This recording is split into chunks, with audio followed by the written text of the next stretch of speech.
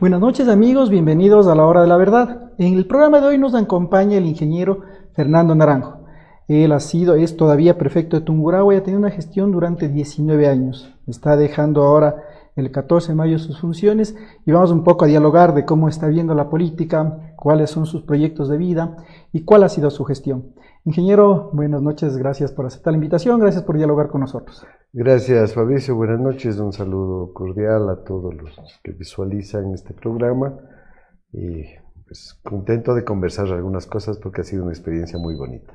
Ingeniero, ¿cómo vivió después de 19 años de no estar en la papeleta, ni de haber hecho campaña, ni de haber estado sufriendo? Bueno, aunque usted no creo que sufrió mucho las últimas elecciones, Así es, los resultados. ¿Cómo vivió esta vez esta campaña? Bueno, gracias a Dios, realmente ya había tomado la decisión muchísimo antes de que, inclusive al tercer periodo, yo ya había tomado la decisión, que una petición ciudadana mayoritaria la que me hizo intervenir en la cuarta elección del 2014.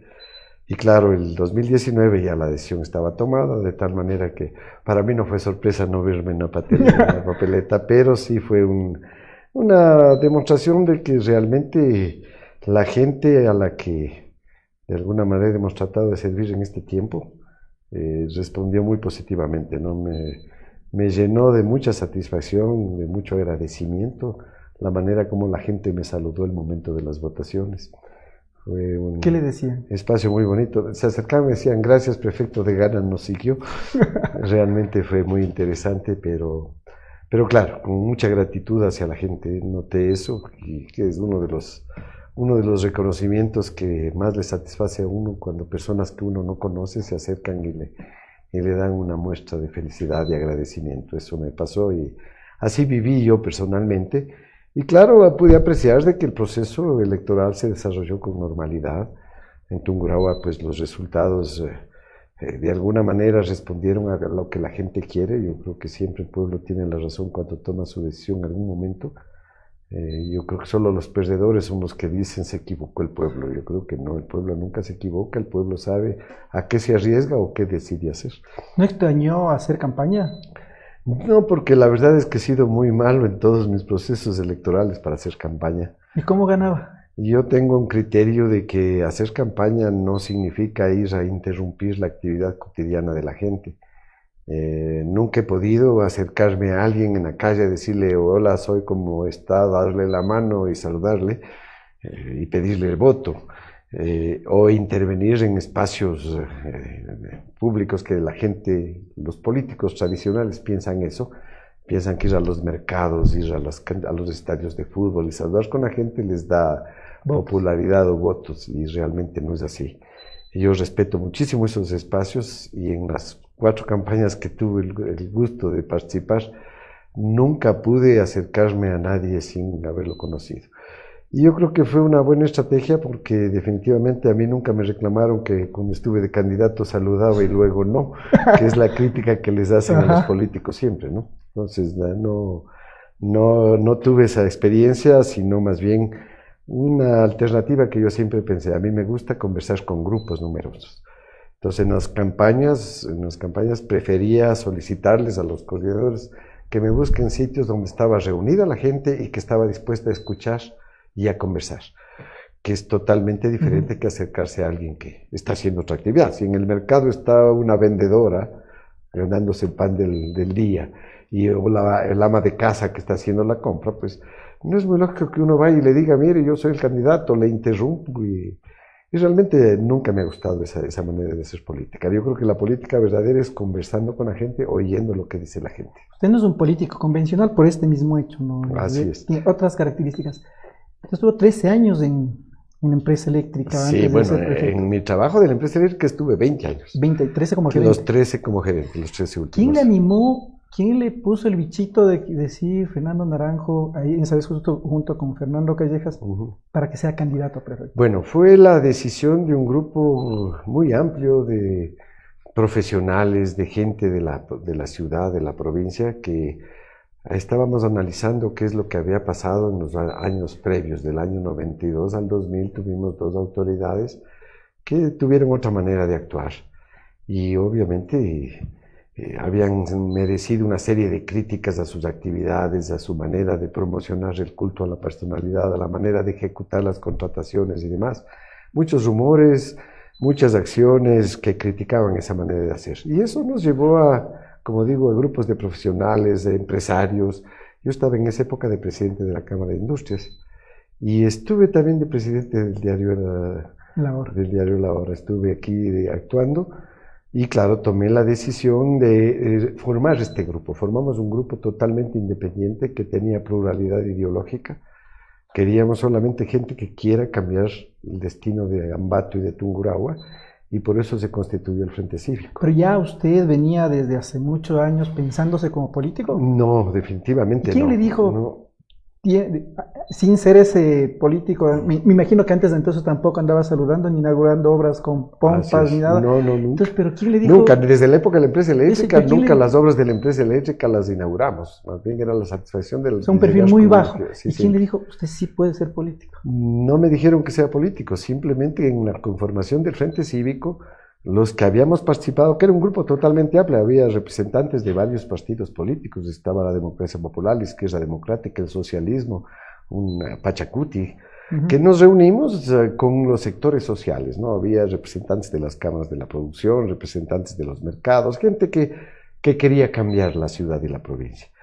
Y claro, una vez decidido qué es lo que se iba a hacer, se empezó a buscar candidatos. La primera propuesta fue que yo sea el candidato a alcalde, porque me conocían de alguna manera en mi gestión en la empresa eléctrica y obviamente en la gestión que había hecho en el sector empresarial. Pero yo me negué, yo dije, no, yo no estoy para hacer política y no quiero hacerlo. Y más bien yo proponía que sea Fernando Callejas el que sea el candidato a alcalde, que tenía una trayectoria asimismo de empresario honesto, presidente de las cámaras ecuatoriano-americana, en fin, acciones bastante positivas de servicio, un empresario con éxito. Y dije, él sí puede hacerlo, así que propongo el nombre de él. Ante la negativa mía, la propuesta Fernando Callejas dijo, yo acepto, pero siempre y cuando tú vayas de candidato prefecto. Y en realidad a mí me gusta más el sector de desarrollo global, que es la provincia. Entonces, claro, solucioné un poco el tema económico. Yo había sido muy franco en decir que mi candidatura no era factible porque no tenía recursos para hacer campaña. Tenía un trabajo que me daba la remuneración adecuada y no quería perderlo por meterme a una aventura de ese tipo. Y claro, tuve un respaldo interesante de la empresa en la que yo trabajaba en esa época. Que me dijeron, mira, te podemos dar una licencia y cosas por el estilo, y dije, acepté, pero siempre y cuando sea a medio tiempo, de tal manera que yo pueda seguir cubriendo la responsabilidad de ese trabajo, y obviamente recibiendo la remuneración que de alguna manera estaba acostumbrado a recibir. Así fue como se hizo, y claro, ya en el proceso electoral tuvimos la suerte de recibir el respaldo mayoritario de los ciudadanos de Ambato y Tungurahua. ¿Cómo ha visto usted la campaña ahora comparada con, ya lo clarísimo que dice, no tenía recursos para ser candidato? Así es. Frente a este desborde que aparentemente pasó de dinero y de publicidad, ¿cómo usted ve evolucionado? Yo diría que se sigue malentendiendo lo que se necesita para recibir el respaldo electoral. Yo pienso que nuestros políticos tradicionales no logran entender que la manera de llegar a la gente no es llenando de papelería todas las ciudades o de pancartas o de propaganda bulliciosa, no es esa la manera. Yo insisto que la manera de llegar a la gente es primero demostrando que uno ha trabajado a lo largo de su vida correctamente y obviamente presentando un plan, una propuesta de acción conjunta y participativa. Y yo creo que lo que puedo destacar de la gestión que he realizado en esta administración ha sido el hecho de que nunca he sido yo el que ha hecho las cosas. Yo he sido el catalizador de lo que necesitaba la gente, que es una diferencia bastante grande a los mesías que políticamente asoman permanentemente, los candidatos que ahora proliferaron con exceso. Yo sé comentar un poco en broma de que ahora es muy aplicable el paso doble, el relicario. Yo quiero ser torero, torero quiero ser. todo el mundo estaba posibilitado de ser candidato y una cantidad increíblemente grande de figuras que aspiraban a tener un cargo público de representación, una dignidad. Lo negativo para mí es de que se minimizó mucho el proceso ideológico. Yo creo que el hombre debe tener una ideología. Ahora, ¿por qué cree usted que la mayoría, el 90% de candidatos que entrevisté, se niegan ideológicamente? No dicen ser ni de derecha ni de izquierda. Eso me ¿Por parece. qué cree? Primero, porque me parece que es perder el concepto válido del ser humano. El ser humano debe tener una ideología. Si no la tiene, si no tiene una ideología, yo creo que su ideología es el dinero. Es decir, me preocupa muchísimo cuando alguien dice yo no tengo ideología, porque uno tiene que definirse claramente cuál es su manera de convivir con la sociedad, con la comunidad, tener un lineamiento. Para mí la ideología es tan importante como la religión.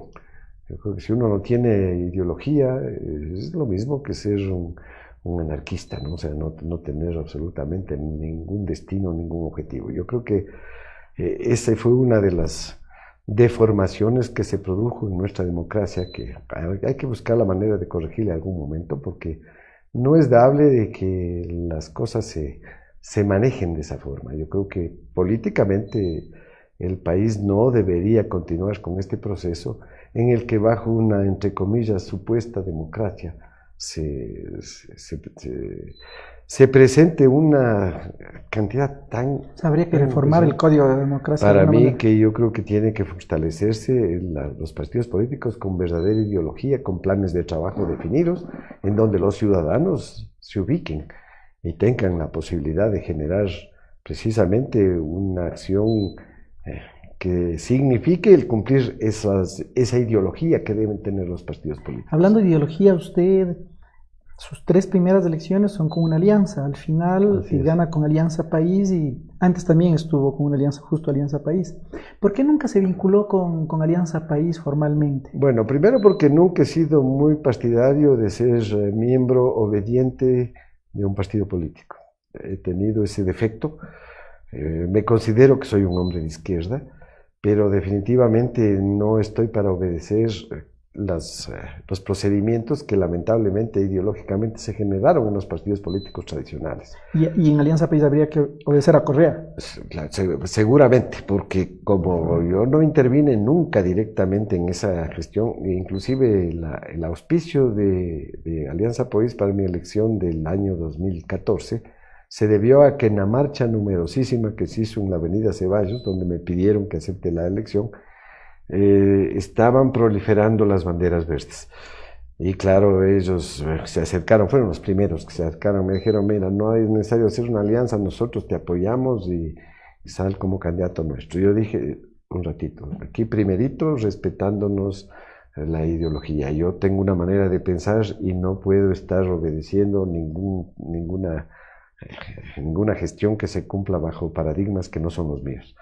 Entonces, inclusive me llamó el presidente de ese entonces y me dijo me pidió que acepte la candidatura. Le dije, siempre y cuando yo no tenga ningún compromiso de ninguna naturaleza con el grupo auspiciante. No era partido político, es un movimiento, no es Alianza País. Tal manera que no aceptaría de ninguna manera que alguien me diga, tienes que hacer esto, apoyar esto, obedecer a alguien, peor. ¿Cuál era su relación con Rafael Correa? Correa tuvo una consideración muy especial con la provincia de Tungurahua, respetó mucho la posición que mantuvimos en la prefectura, yo diría en la provincia, de ser totalmente independientes y autónomos. Siempre felicitó la gestión que veníamos cumpliendo en la provincia.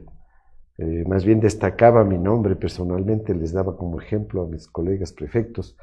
Y a mí un poco que me molestaba porque eso, o sea, aparentemente significaba que recibía un apoyo muy especial del gobierno nacional. Y la verdad fue que nunca recibí un apoyo fuera de la asignación normal y estándar dada a todas las provincias del país. Es más, inclusive algunos proyectos que los veníamos planteando y que el gobierno nacional se comprometió a ejecutar, no se realizaron. No sé si fue porque no le obedecieron al señor Correa o porque no nos querían mucho en el Ministerio de Obras Públicas, por ejemplo, en la obra de vialidad La Panamericana no se tomó en cuenta desde Yambo hasta Riobamba. No se hizo absolutamente nada. Y yo le dije en algún momento al presidente Correa que en Tungurahua no había puesto 1 centímetro cuadrado de asfalto. Lo dije con mucha franqueza porque esa era la verdad. Y no recibí apoyos directos, al menos del gobierno provincial, nada fuera de lo normal. ¿Nunca le ofrecieron una candidatura nacional, ser ministro de Estado? Alguna vez rumores más que otra cosa, pero definitivamente nunca. No, como digo, quizás tengo un carácter demasiado autonómico, que no me gusta depender de nadie, y a mí no me gustaba, sigo comentándolo siempre, que la manera de actuar de un presidente que influía sobre sus ministros y los trataba como sea. A mí personalmente, a la primera mención que me hubiesen hecho en esa forma, yo habría dicho hasta ahí quede el entusiasmo.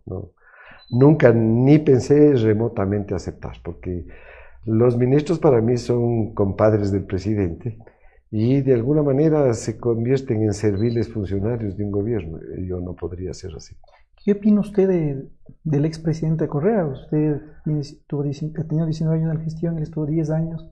Hablando con total franqueza, yo creo que el presidente Correa tuvo un inicio muy interesante. Su proyecto inicial, el proyecto que apoyamos muchos ecuatorianos, yo personalmente voté por el presidente Correa, pero se fue distorsionando la manera de ejecutarlo. El planteamiento que él hizo era un proyecto de desarrollo armónico del país, con atención a todas las provincias de forma equitativa, con recuperación de los derechos del país en cuanto a los recursos naturales. Sus decisiones sobre el petróleo me parecieron sumamente positivas. Sus acciones respecto a mejorar la educación y desvincularle de un control de un partido político me pareció acciones totalmente claras. Su franqueza al hablar de temas en los que grupos de poder se manejaban de otra manera, pues me pareció siempre positiva. Yo apoyé totalmente este tipo de gestiones. Lamentablemente, yo pienso que el gobierno de Correa cayó en una debilidad de los líderes, que se les empieza a rendir pleitesía de tal manera que se vuelve una especie de, yo diría, servilismo, generando que el caudillo, que podía ser, que el líder se convierte en un caudillo. Eso a mí me parece que es lo que ocurrió. De repente nos dimos cuenta de que el presidente Correa era el único que decidía todo, que no escuchaba a nadie le llevaba la contra. No tuve oportunidad de ser yo uno de los actores de esa contrariedad, más bien alguna vez que yo le reclamé sobre la ley de herencia y la ley de plusvalía, le dije con mucha franqueza que en Tungurahua esas dos leyes no eran permisibles, no se podía atentar contra esta costumbre de los tungurahuenses de trabajar para sus hijos y de los terrenos que están ya más que fraccionados, tener que pagarlos porque se vende a un mayor valor por una supuesta obra pública. Yo le comenté en este caso de la plusvalía, que era el caso totalmente diferente a lo que él comentaba, que las vías del aeropuerto, las zonas de San Borondón, se habían beneficiado de la obra pública. Le decía, en Tungurahua no ha ocurrido eso. Aquí los terrenos de Tungurahua son caros per se, porque está tan fraccionada la provincia que no hay manera de que una obra pública le cambie el valor. Tanto es así, le daba como ejemplo, de que el paso lateral tuvo serios problemas de ejecución porque había letreros en la zona de Huachi que decían Huachi no está de venta. Al contrario de lo que ocurre en otras partes, que la gente pide que vaya por ahí la carretera, la obra importante, aquí en Tungurahua no queremos ese tipo de cosas. Yo le dije eso y la verdad es que no recibí un comentario contrario. Me dijo, mis intenciones son distribuir mejor la riqueza. Yo le dije, me parece bien, pero te vas a demorar muchísimos años en hacerlo con ese sistema y lo que estás ocasionando es una distorsión al sentimiento y yo diría a la idiosincrasia de los habitantes ecuatorianos que trabajamos para que sus hijos tengan un futuro mejor. Le dije en ese sentido.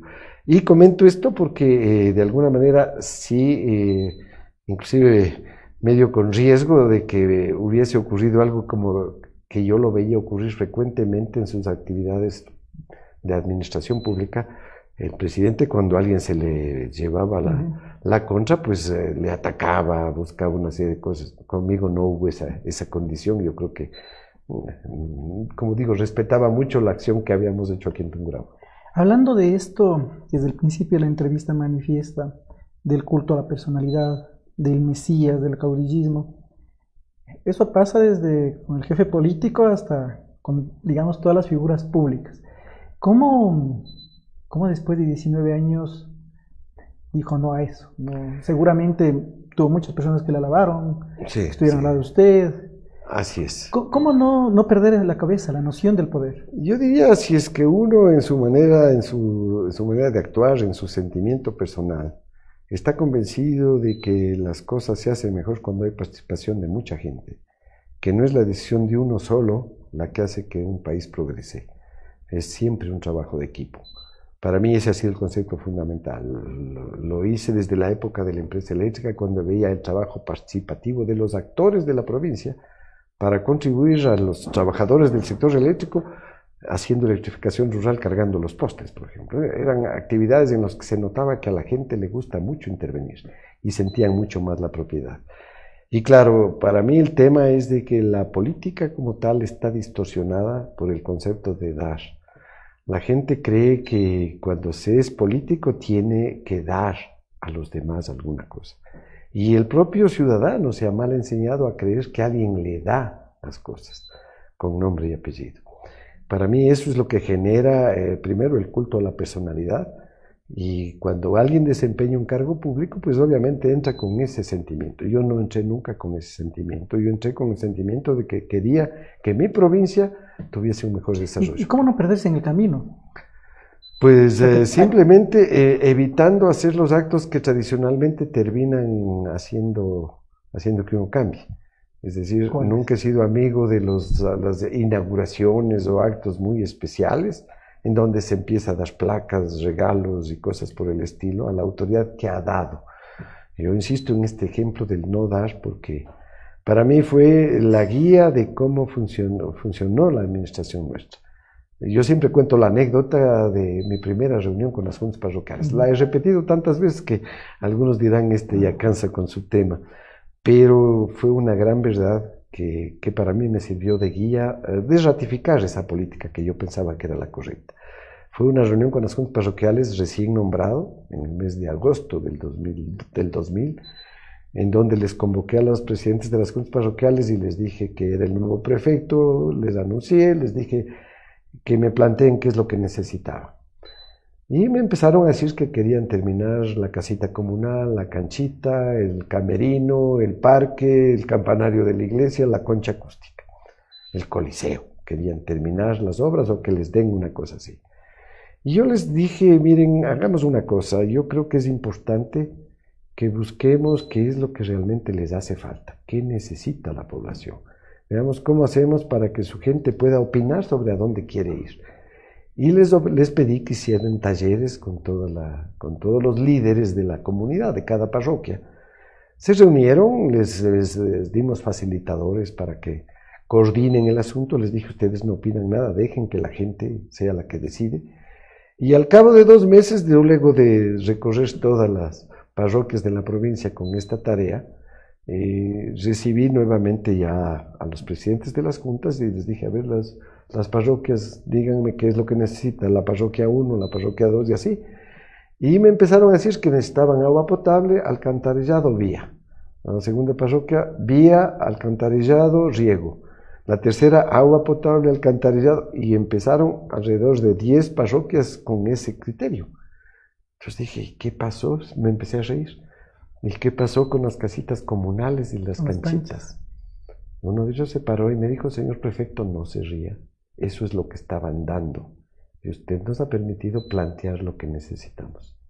Le dije, lo que usted ha dicho, esa es la filosofía que vamos a aplicar. Primero, yo no les voy a dar nada porque no voy a sacar nada de mi bolsillo, no tengo para darles nada. Por lo tanto, no les voy a dar. Vamos a usar el dinero de la provincia para distribuirlo lo más equitativamente posible entre todas las parroquias para atender sus necesidades. No las que el prefecto considera que son las necesidades, sino la que ellos deciden. Y la verdad es que con esa decisión, claro, les dije, no, tampoco crean que porque ustedes piden ya mañana tienen solucionado todo. Esto es un trabajo que hay que hacerlo paulatinamente. Y la verdad es que funcionó, porque empezaron a plantear todos los años, se hacen talleres participativos, se llaman de definición del presupuesto, en los que ellos me dicen esto es lo que queremos y me hacen, ya claro, están un poco enmarcados en las competencias correspondientes y pues me dicen queremos vialidad, queremos este riego, queremos esta agua potable, queremos este alcantarillado. Las cosas funcionaron y realmente los resultados prácticamente están a la vista, ¿no? Porque ese procedimiento de oír lo que la gente necesita es lo que yo pienso que se debe cambiar en la política del país, que aprendamos quienes llegamos a ser dignidades a escuchar lo que la gente necesita y quiere. Obviamente que tiene que haber un liderazgo para buscar compensar o complementar esas necesidades con acciones de desarrollo positivo. No quiero que se vaya a malinterpretar para decir vamos a hacer todo lo que la gente quiere. Todo lo que la gente necesita, más las iniciativas que fomenten un desarrollo más adecuado para la comunidad. Amigos, estamos con el ingeniero Fernando Naranjo, con quien hemos conversado en esta primera parte de su experiencia desde la política de la gestión del gobierno provincial. Regresamos en un momento después de una pausa publicitaria. Southeast DX3.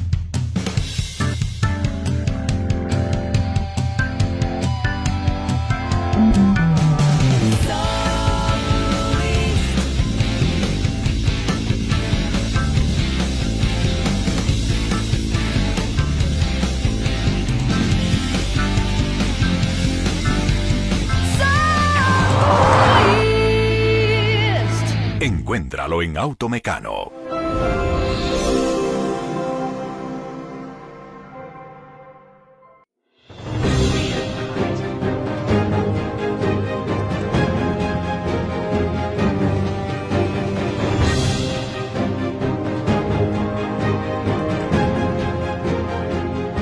Amigos, regresamos, estamos con el ingeniero Fernando Naranjo, con quien estamos dialogando de lo que ha sido su gestión después de 19 años en la política, cómo está viendo la política del país y también sus proyecciones. Ingeniero, usted me comentó ya qué piensa del expresidente Rafael Correa y ahora qué piensa de la gestión de Lenín Moreno. Bueno, un poco hablando con total franqueza, yo pienso que lamentablemente la gestión del gobierno nacional se está viendo limitada por la forma en que encontró el país. Encontró un país que estaba acostumbrado a obedecer ciegamente lo que decía el presidente, a cumplir un proceso de transformación basado en lo que se llamó el socialismo siglo XXI, y naturalmente se generaron una serie de actividades que yo pienso que el presidente Monero no ha logrado controlar todavía. Primero, el cambio de estilo es muy notorio y hay que reconocer que tiene muchísima razón cuando él dice que la gente estaba acostumbrada a que le maltraten, que no le respeten, que cuando no tenían la misma opinión sean agredidos inclusive.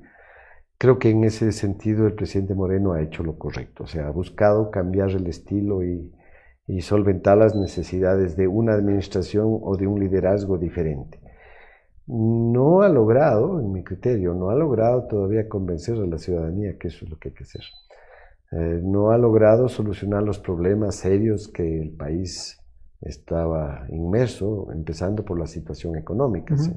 Se han hecho posiblemente esfuerzos, pero obviamente siempre ha tenido como rémora una condición de dificultad de cambiar unos principios que aparentemente asomaban como justos y sociales en la época del presidente Correa. Yo creo que el cambio que se está dando de alguna manera tiene los bemoles de que no va a ser muy fácil modificar cierto tipo de condiciones que se generaron en la época de Correa.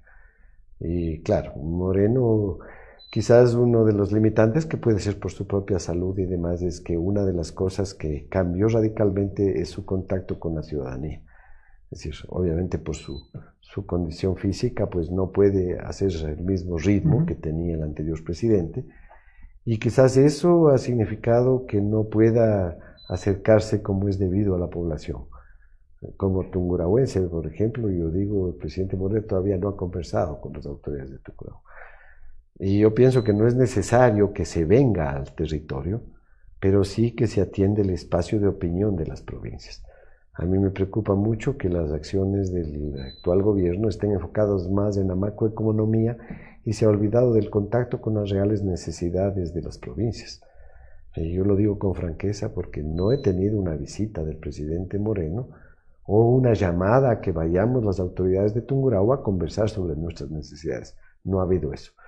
Y eso significa obviamente que la administración está más centrada, la administración estatal está más centrada a lograr mantener una imagen en los grandes centros poblados.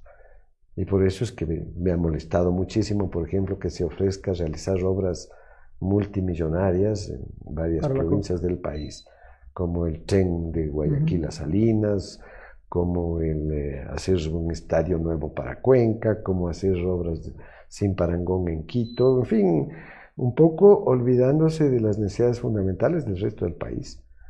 Será porque nosotros aquí estamos dedicados más al trabajo productivo, que a nosotros lo que nos interesa más que estas obras de relumbrón, nos interesa más tener un buen sistema de riego, la construcción de reservorios estacionales que garanticen que nuestro productor tenga agua suficiente para hacer obras. Más hemos estado pensando en ese tipo de cosas y por eso es que cuando se hacen estas obras, que no digo que no sean necesarias, ni positivas, ni malas, ni buenas, pero no tienen equivalencia con lo que necesita el resto del país. Yo pienso en Loja, por ejemplo. En Loja necesitan urgentemente inversiones en riego para hacer que esa provincia sea más productiva. Y no hay asignaciones suficientes. No hay un reconocimiento a la posibilidad real de que las provincias puedan generar un mayor desarrollo. Se está pensando más en atender a los sitios donde hay imagen, y eso a mí me parece mal. Con esa claridad que tiene, con la experiencia que tiene y con el cambio de visión de este gobierno, de la forma de relacionarse, ¿usted sí le aceptaría a este gobierno ser ministro? No. ¿Por qué? Definitivamente porque no me gustaría ser ministro. No, nunca he pensado en esa posibilidad.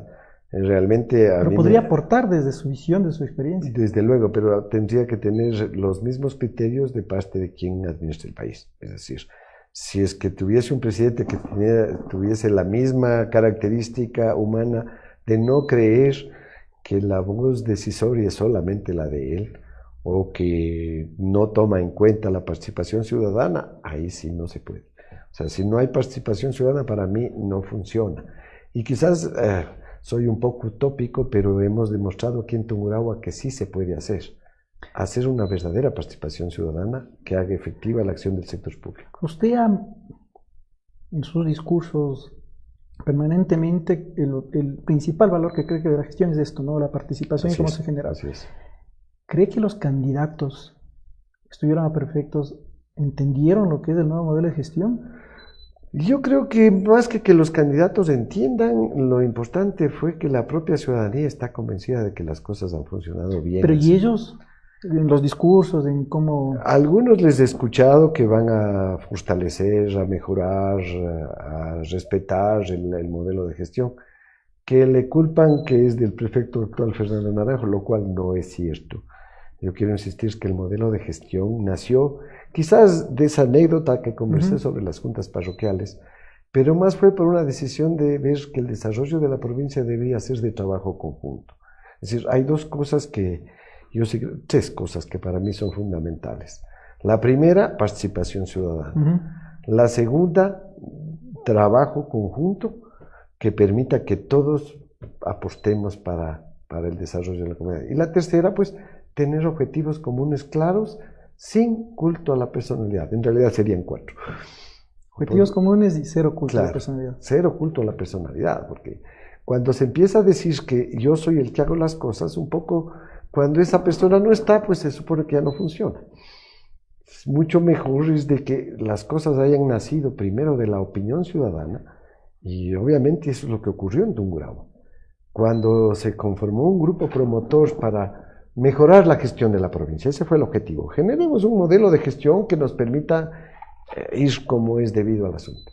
Entonces, la primera decisión fue con ese grupo promotor que estuvo integrado por todos los actores más importantes, todavía un grupo reducido, alrededor de 20 o 30 instituciones, no fueron más, las que se unieron a este proceso, entre ellos obviamente todos los alcaldes, prefecto, inclusive el gobernador de ese entonces, el obispo de la diócesis, las universidades.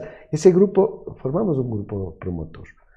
Y luego de esa acción dijimos, pero a ver, ¿cómo conseguimos que el trabajo se mantenga en conjunto? Y encontramos luego la revisión de los planos estratégicos de la provincia, que habían 3 cosas que en todos los planes estratégicos, que en esa época era la manera como se administraban los sectores públicos y privados, con una planificación que se llamaba estratégica participativa. En todos coincidía las instituciones de Tungurahua de que necesitaban agua en cantidad y calidad suficiente y un ambiente adecuado para convivir. Vimos que en todos los planes estaba la necesidad de tener fuentes de trabajo y de dar mayor valor agregado al trabajo, tener movilidad, comercialización adecuada para el trabajo. Y finalmente, todo el mundo quería mayor calidad de vida de la gente, es decir, quería buena vivienda, salud, educación, atención a sectores vulnerables. Entonces, un poco en este grupo promotor decidimos que había que, yo diría, conjugar estas ideas de todos los planes estratégicos en algo que pudiera definir objetivos comunes clarísimos de la provincia. Y así fue como convocamos a la primera asamblea, que fue el otro factor, en la que decidimos convocar no a los políticos tradicionales, no a las instituciones tradicionales, decidimos convocar a los líderes de la provincia, de cualquier colectivo que fuese. Les propusimos reunirnos en una gran asamblea de líderes de la provincia. Les llamamos Cámara de Representación Provincial. Y ahí analizamos el tema, les propusimos qué les parece tener estos 3 objetivos comunes. Ya no las mesas de trabajo que a veces no se relacionaban bien entre ellas, sino ejes comunes muy claros, a los que les llamamos, en base a esta previsión, agua, gente, trabajo. Hecho eso, la gente estuvo de acuerdo de que hay esos 3 grandes objetivos comunes, que yo pienso que coinciden con la aspiración de todo ser humano aquí en el país, al menos. Se les propuso que cada uno de estos líderes se integrase al grupo al que más afín está, y nacieron los parlamentos de agua, gente y trabajo. Esos parlamentos, ¿qué es lo que hicieron? Conversaron de qué era lo que necesitaban. Tomo el ejemplo del agua. ¿Qué necesitábamos? Necesitábamos cuidar nuestros páramos, construir reservorios estacionales, revestir los canales de riego, dotar de agua potable, alcantarillado, agua suficiente para la industria. Ese parlamento se dividió, no se dividió, sino que asignó responsabilidades a grupos de interés y cada uno de ellos empezó a hacer lo que necesitaba.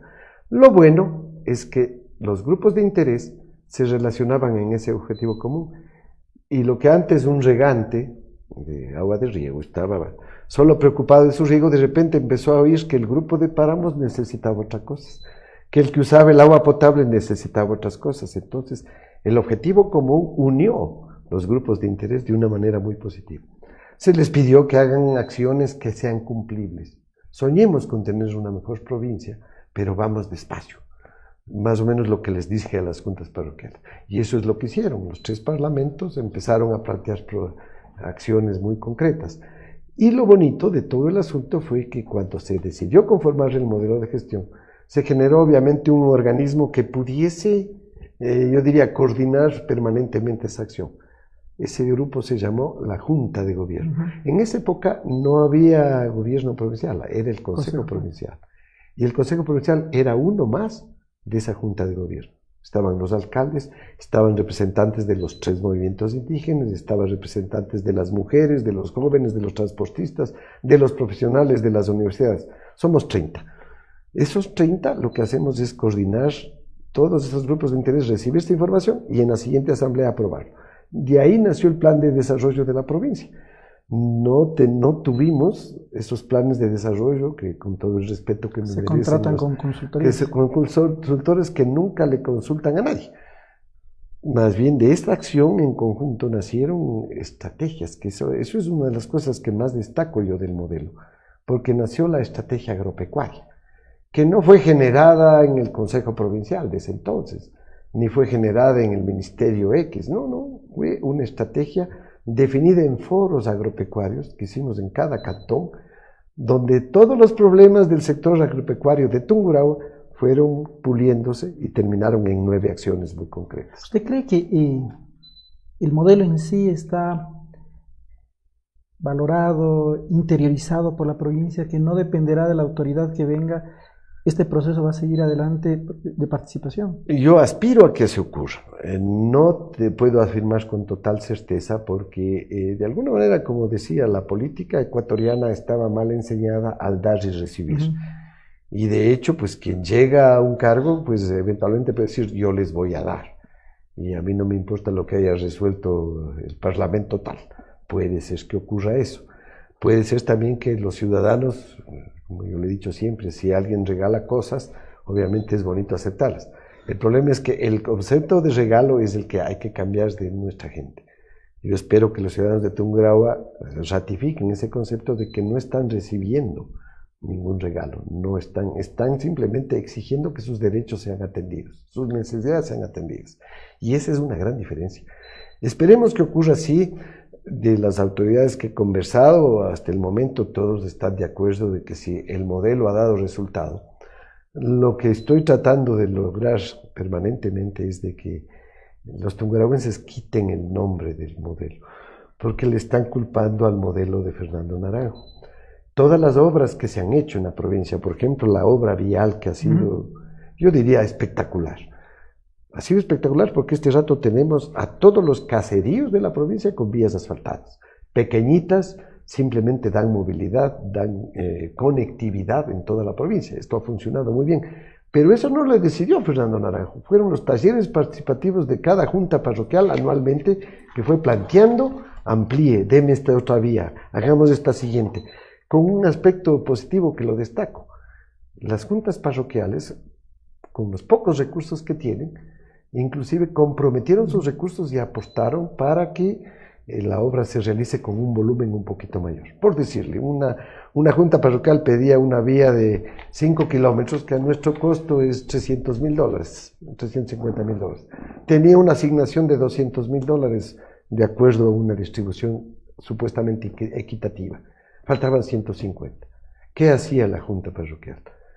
Es que necesitamos, consigamos, pongan ustedes algo. Ellos ponían 50, $100,000, íbamos al municipio, dé usted 50, $100,000, ayude a su parroquia, y así funcionó y se hacía la obra de 350. Sumaban el concepto de trabajo conjunto y suma de recursos. Ya tenía esa visión. El 18 de agosto del 2000 hay una entrevista, que le hace Diario La Hora también, y dice textualmente que impulsará el programa de interconexión parroquial complementario en el que figura la construcción y mejoramiento de carreteras marginales y las que conectan con los cantones. O sea, ¿por qué tenía esa visión hace 19 años y que después, claro, es la provincia con mejor interconexión vial, ¿no? Sí, claro, quizás eso puede asomar como que ya desde el principio yo quería hacer las vías. Sí, obviamente que siempre he querido hacer las vías porque desde mi época de la empresa eléctrica, cuando vimos que el desarrollo de una comunidad se basa en tener energía suficiente, que es una de las cosas que tuve la inmensa satisfacción de hacer en mi permanencia como gerente de la empresa eléctrica, generar electricidad rural. La electrificación rural que hicimos, que llegó a ser el 95%, éramos la provincia más electrificada de América Latina. Con la ventaja de que, por la característica humana de nuestra gente, esa electricidad no era alumbrado, era energía.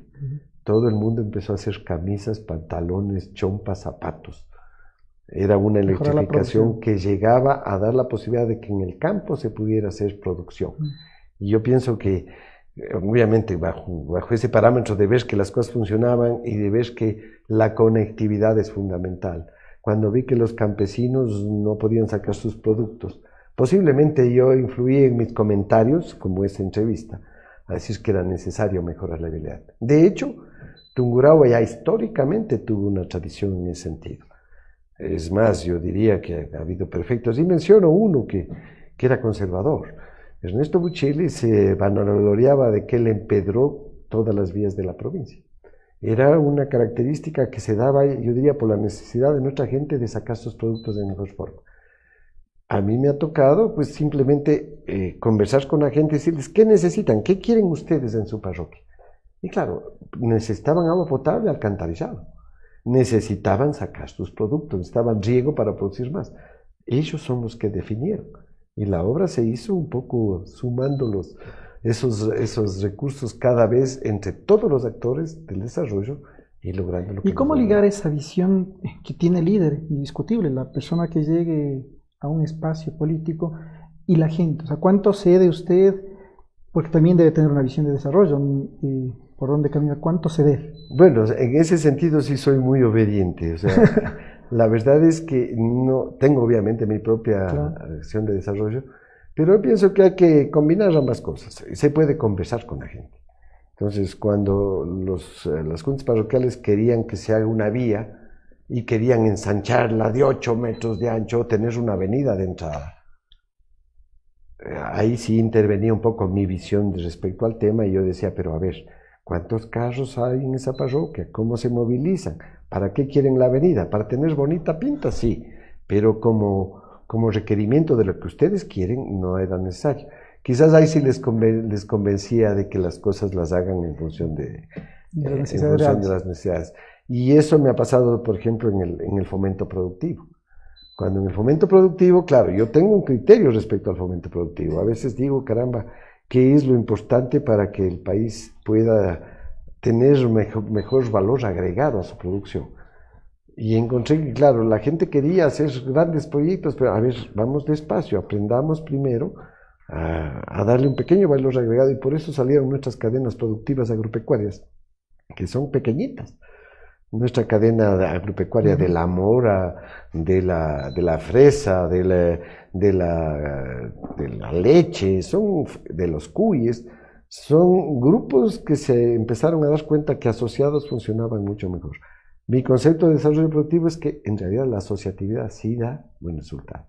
Y encontré, claro, que si se les guiaba, asóciense, no peleen, que no sea la rivalidad, que como sabemos en nuestro país se ha dado en muchas partes, hasta entre parroquias, entre cantones y entre provincias, pues si es que todos nos convenciéramos de que más bien sumando podemos obtener una mejor presencia, primero nacional, luego internacional, las cosas funcionan. Y yo creo que en Tungurahua, felizmente, la gente sí aceptó ese reto. Ahora se viene un gran reto para el nuevo prefecto. Y usted termina con el 80% de aceptación y hay 83,000 votos entre nulos y blancos. Quiere decir que la gente no quería saber nada o que no sabía ni siquiera por quién votar. Y apenas 65,000 votos gana el nuevo prefecto Manuel Caizabanda, lo que le da 14 de cada 100 personas votaron realmente por el prefecto. ¿Cómo asumir ese reto, digamos, que tiene el nuevo prefecto? Bueno, yo creo que primero que el pueblo de Tungurahua siempre ha sido suficientemente consciente de lo que quería. Y en el caso del actual prefecto, yo pienso que la decisión se ha basado en una experiencia muy positiva que él ha tenido como alcalde de Pelileo. Él ha sido 13 años alcalde de Pelileo y ha sido un alcalde que ha sabido gestionar el desarrollo de Pelileo. A mí me ha constado porque he trabajado junto a él en todos los 13 años y le he visto cómo se esfuerza porque el desarrollo sea integrador, que es una de las preocupaciones que tenía o que tiene algún sector de la población respecto a su condición de parte del pueblo Salasaca. Pero él, al contrario, en el Pelileo ha demostrado que era totalmente integrador. El desarrollo de Pelileo fue total, o sea, fue incluyendo, más bien Salasaca fue lo que menos trabajó. ¿Usted piensa entonces que con el tiempo se va a fortalecer? Yo creo que él se va a fortalecer primero porque coincide totalmente con que hay que continuar con un modelo de participación ciudadana. Quizás algunos detalles que eso entiendo yo en las asambleas que realice o en las reuniones con los parlamentos, en las reuniones con los grupos de interés, él podrá valorar si es que se da mayor o menor énfasis o algún otro giro a esta acción del modelo de gestión. Pero lo que está claro es de que si sus condiciones humanas las ha demostrado ya con calidad suficiente, lo más probable es que tenga éxito. Y yo creo que además debe ser obligación de todos los habitantes de la provincia apoyarle, porque creo que nuestro compromiso es continuemos con un desarrollo que garantiza que esta provincia tenga un desarrollo sostenible, que se vaya eliminando cada vez más la pobreza y sobre todo que se siga manteniendo el concepto de equidad que nos ha hecho especiales como provincia. ¿Nos puede contar por quién votó para prefecto? Para prefecto, sí, sí, voté por una persona que trabajaba en riego en el gobierno provincial, Carlos Sánchez. Carlos Sánchez. Pero obviamente voté más por principio, porque una de las acciones de las que me sigo enorgulleciendo es que en enero, cuando ya empezaba el proceso de campaña electoral, lo primero que hice en mi gestión de cuentas es decir, el prefecto de Tungurahua no apoya a ninguno de los candidatos. No se alinea con ninguna ideología, porque como prefecto no puedo hacerlo. Como persona sí, pero no. Mire, para mí sería mucho más bonito decir ahorita, yo voté por Manuel Quezada. No, pero no voté por él, no porque no lo considerara capaz, sino porque estaba más alineado a mi trabajo, lo que había visto hecho por el exfuncionario del Consejo, Carlos Sánchez.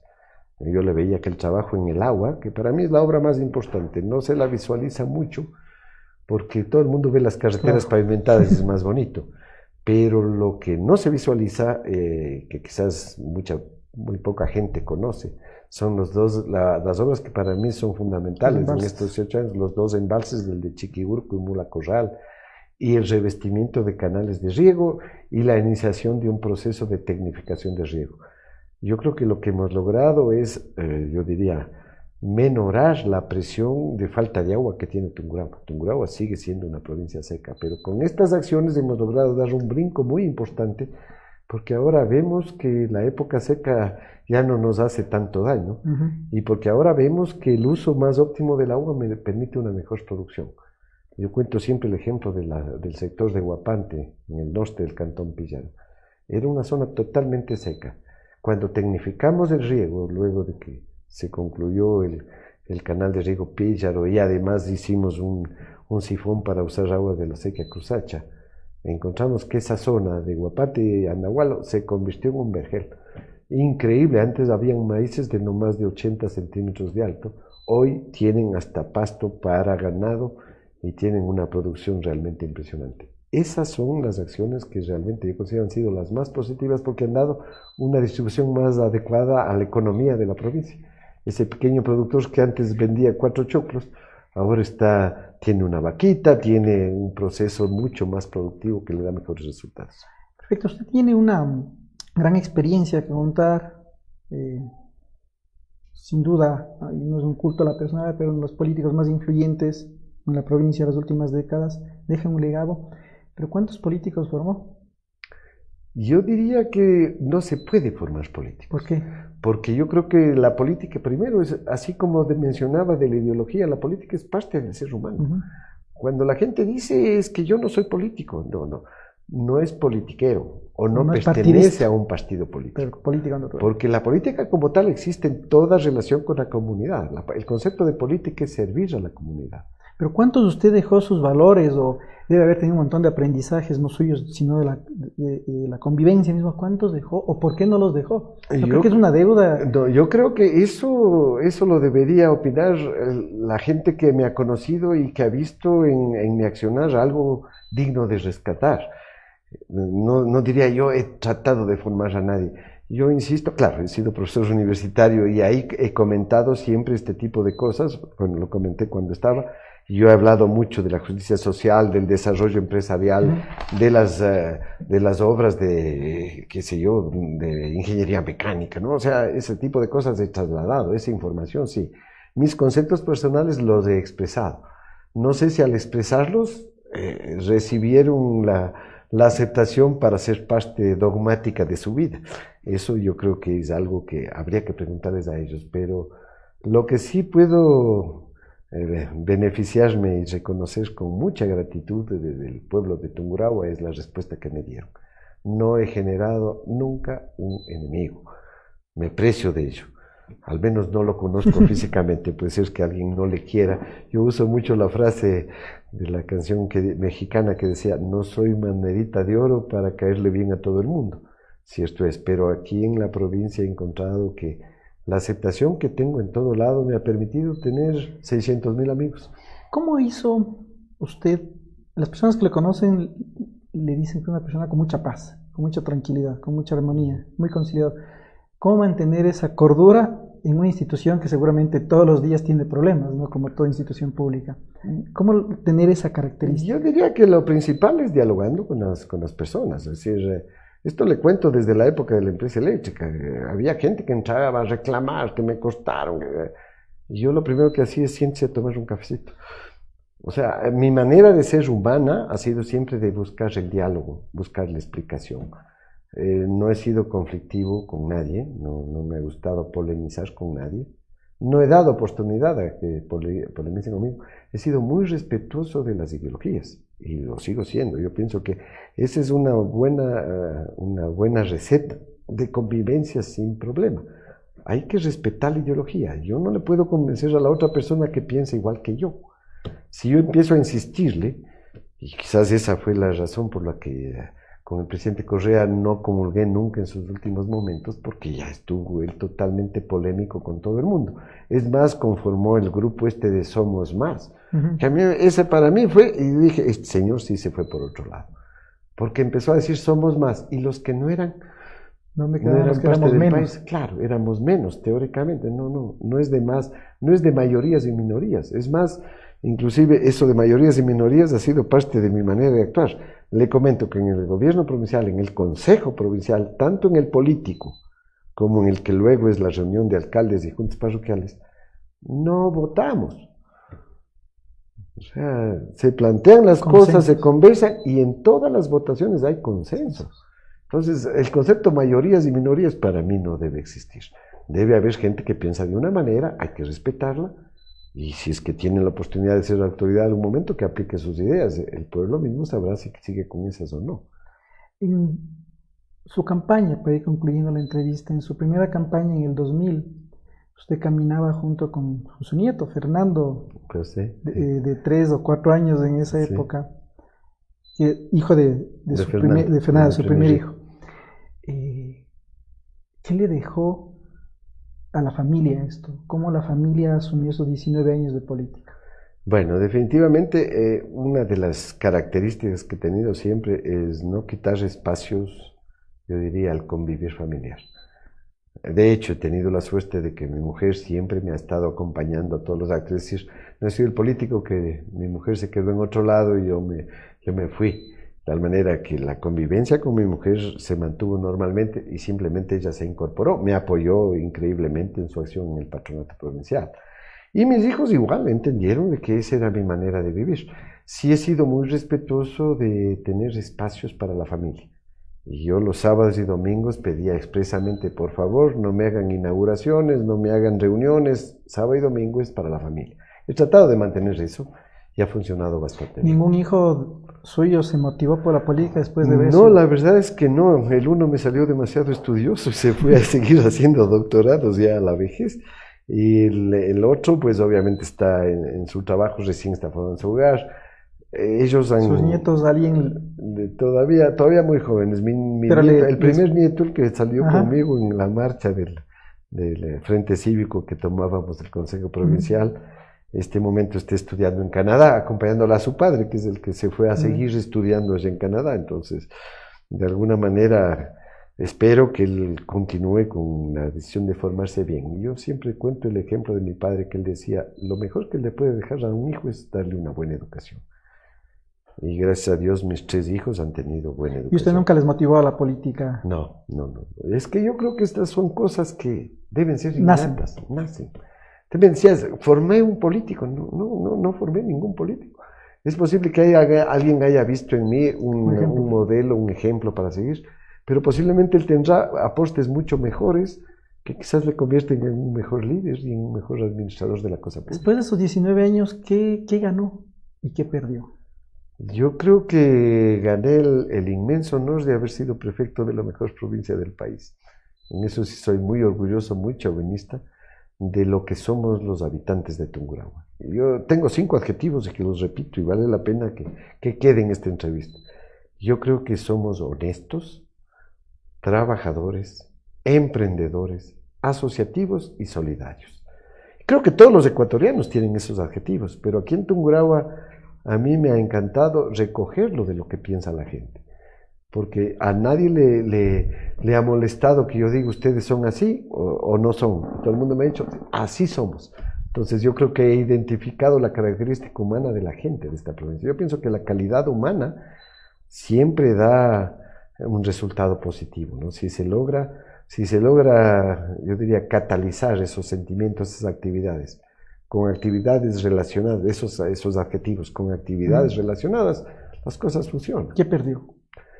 Absolutamente nada. No creo que haya perdido absolutamente nada. Como lo decía en una entrevista cercana, me decían, bueno, ¿usted qué ha logrado? ¿Ha hecho dinero? He dicho, verá, primera cosa que yo recibí posiblemente de mis padres es que uno debe tener como meta solamente hacer dinero.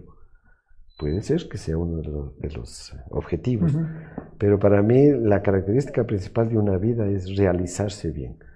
Cuando uno se ha realizado, es decir, ha hecho las cosas con satisfacción, con orgullo, con honestidad, con transparencia, las cosas funcionan y yo me he sentido realizado. Es decir, lo que quizás más he logrado es ratificar ese concepto de que me he realizado en estos 19 años. Usted es un hombre sensible, le he visto 2 veces en actos públicos, un día en la rendición de cuentas, que casi se va las lágrimas, otro día en la bendición de la fiesta de la fruta, del pan, que se le quebró la voz. ¿Por qué? ¿Qué va a extrañar? Bueno, de hecho soy muy sensible, posiblemente trato de ser como era mi madre.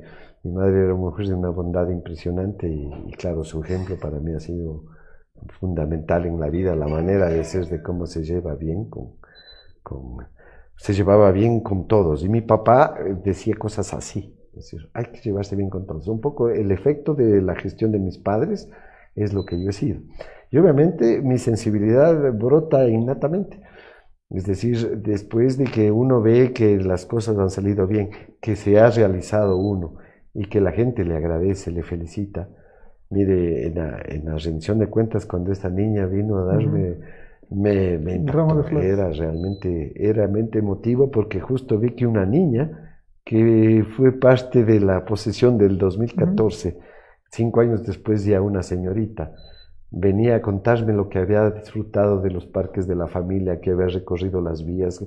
Me pareció tan bonito el gesto, porque era una niña, para quienes trabajamos los tungurahuenses, para los hijos, para nuestros descendientes. Creo que sí tengo sensibilidad y espero que simplemente sigo aquí. Por eso trato de mitigar mi posible nostalgia exagerada respecto a dejar ¿Qué va a el cargo. extrañar? Posiblemente el tiempo que ocupo en responsabilizarme del desarrollo de la provincia. Es decir, obviamente voy a seguir siendo un actor, un morador de esta comunidad y la diferencia va a estar en que antes estaba preocupado de que las cosas vayan para adelante. Voy a seguir estando preocupado, pero ya no con responsabilidad. Ya no voy a ser yo el actor que trata de conseguir ese desarrollo. Estoy seguro que quienes me siguen, las autoridades en general de la provincia, van a seguir con ese criterio. Espero apoyarles en eso. Después de toda la gestión hecha y de la aceptación con que termina su trabajo, ¿Tungurahua tiene un próximo candidato a presidente o vicepresidente? Yo creo que ese tipo de afirmaciones son las que uno se resbala y dice con mucha facilidad, pero siempre me acuerdo de una frase que dijo Angelito Duarte, cuando alguna vez le dijeron a alguien que era presidenciable, él dijo, esos son sueños de perro. Yo creo que no quiero decir que no, sería realmente un reto impresionante, pero debería tener todo un equipo y todo un convencimiento de que la gente del Ecuador quiere trabajar de esa forma. Pero no lo niega. ¿Regresaría a la política? No sé si la familia me deje, pero sí. Eventualmente a mí sí me gusta servir a los demás y si mi país puede ser mejor, que bueno, pero dudo mucho que haya siquiera remotas posibilidades. Al menos las elecciones del año 2021 ya tienen candidatos fijos. Ya se supone que solo va a haber rivalidad entre 2 o 3 candidaturas. No hay espacio para un innovador. Yo me considero un innovador de la política, porque creo que la democracia más eficiente es una verdadera democracia participativa como la que hemos tenido en Tungurahua.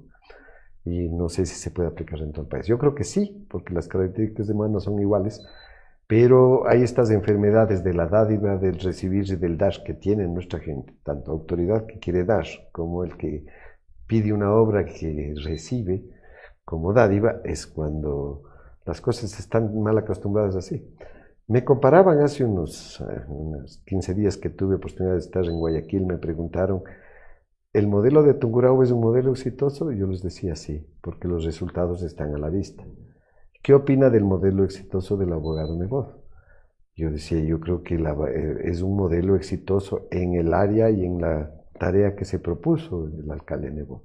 Creo que tiene una ciudad muy bonita, con muy buenos servicios, con muy buena calidad de vida. En la parte humana yo pienso que todo guayaquileño tiene una autoestima increíble y yo pienso que ese es un mérito bueno. Coincide con el autoestima que tenemos los tungurahuenses. Y quizás lo dije no como crítica, sino como no importa en qué condiciones tengo servicios en las zonas periféricas de Guayaquil, que para mí esa es una diferencia, obviamente de estilo de trabajo, ¿no? Yo creo que el abogado Nebot ha hecho una muy buena tarea en el área en la que él definió cómo es su modelo de desarrollo. La de Tungurahua ha sido diferente porque ha buscado un poco profundizar el concepto de equidad en la provincia, que todos tengamos la misma oportunidad. Un poco nuestra idea ha sido de que todos tengamos buenos servicios a lo largo y ancho de la provincia, no importa en el sitio en que estemos viviendo, sea en los páramos o sea en la ciudad. La idea ha sido tener equidad. Tierra de oportunidades para mí es un concepto que nos diferencia del modelo de Guayaquil. Ingeniero, le quiero agradecer por haber aceptado la invitación, por haber dialogado con nosotros. Gracias, Mauricio. Le deseo suerte igual en las gestiones, en lo que tenga planificado aquí en adelante en su vida privada. Gracias, Fabricio. Usted es muy gentil, a Diario La Hora, por esta oportunidad de contar un poco al país lo que realmente pensamos, los que trabajamos con acciones muy concretas de buscar que la comunidad sea cada vez más eficiente en su desarrollo. Amigos, no se olviden de seguirnos en nuestras redes sociales, en Facebook y en Twitter, @ahoratungurahua, de informarse por nuestro medio impreso, porque Diario La Hora tiene lo que usted necesita saber.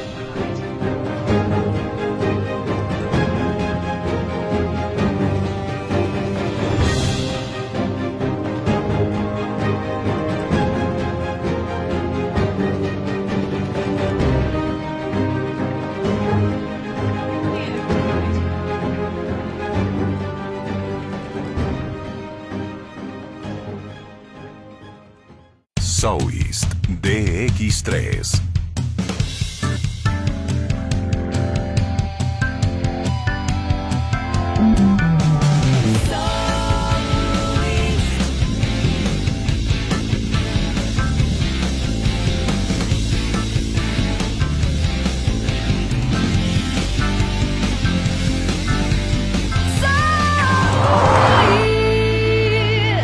Encuéntralo en Automecano.